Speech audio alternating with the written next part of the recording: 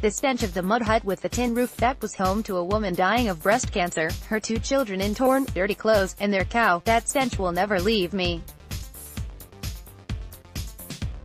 After 12 days in the heart of Africa, I found myself almost numb to the poverty.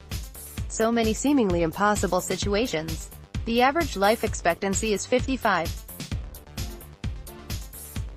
The orphans, street children, child wives, AIDS victims, deformed bodies, dirt-floored schools, and hospital wards of 20 patients with screenless windows and swarming flies. It is easy to be overwhelmed, numb, and ultimately apathetic.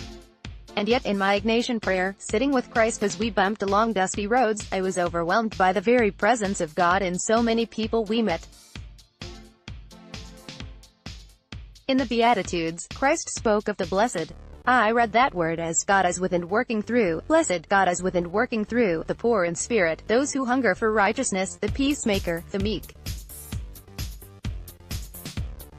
Further, God is within working through the sisters who ran the orphanage, the Tanzanian doctor who hiked through the banana trees to get to the mud huts of the hospice patients, the missionaries who took a huge leap of faith to leave their homeland and provide care and education for the children, the Tanzanian teachers who work to change societal attitudes towards the handicapped, the pastors who preach gently against the violation of women's rights and bodies in an indigenous culture that has accepted this for several thousand years.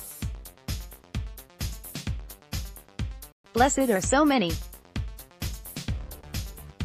They only rarely make the news, but they are out there, millions of them, laboring daily, stretching limited resources, answering a call to provide for the impoverished and the marginalized of this world.